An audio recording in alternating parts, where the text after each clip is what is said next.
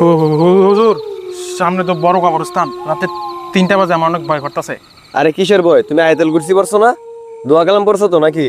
এটাই তোমার জন্য যথেষ্ট, আর কোনো সমস্যা নাই। চলো ইনশাল্লাহ। তারপরে হুজুর, কোনো সমস্যা ভয় পাও? আমরা তো দুইজন মানুষ আছি, এত ভয় পাইলে হয় কও? হুজুর, আমার পিছন থেকে পাঞ্জাবির টান্দা কি কি যেন ধরে রাখছে, ছাড়তাছে না। কি সব উল্টা পাল্টা কথা কইতাছো? কে ধরছে তোমারে? কি বলো? কে তোমারে টান দিছে? এই তো নারকেল গাছে আটকাইছে। ও ও হুজুর, আমি তো ভয় পেয়ে গেছিলাম, কে না কে ধরছে। আচ্ছা চলেন তাহলে। হ্যাঁ চলো চলো। হুজুর, এই তো কবরস্থান সামনে আছে হুজুর। আল্লাহু লা ইলাহা ইল্লা আল্লাহ!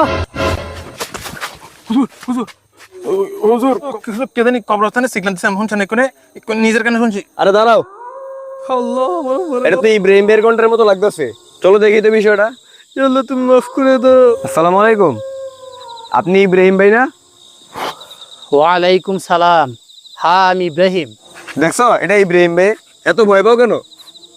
আচ্ছা ভাই, আপনি এত রাতে কবরস্থানে এখানে কি করতেছেন? ও আম্মার কবর জিয়ারত করতে আসছিলাম। আরে ভাই, এত রাতে কেউ কবর জিয়ারত করতে আসে? আপনি দিনে আসতেন, আর একটু তো আমি ডরে মরে যেতাম। শোনো, আমি এমনি এমনি এত রাইতে কবরস্থানে আসি নাই। আসলে একটা ঘটনা ঘটছে তো, মনটা আর মানে নাই, তাই কবরস্থানে চলে আসছি।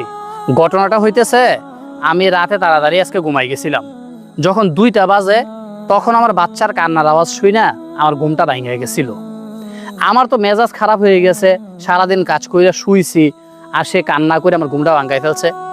পরে খেয়াল করলাম আমার স্ত্রী একটু বিরক্ত হয় নাই, সে বরং আমার বাচ্চা প্রস্রাব করে দিছে, সেটা সুন্দর করে পরিষ্কার করলো, কইরা বাচ্চারা কি সুন্দর করে আদর কইরা কপালের মধ্যে একটা চুমা দিয়া আবার সুন্দর করে ঘুম পাড়াই দিছে। তখন আমার ভিতরটা নাড়া দিয়ে উঠলো, আরে আমার মাও তো মনে হয় আমার এরকম ভালোবাসতো। আমি রাইতে মার এভাবে জ্বালাইছি, সে কষ্ট পায় নাই, আমার এভাবে আদর করে ঘুম পাড়াইছে।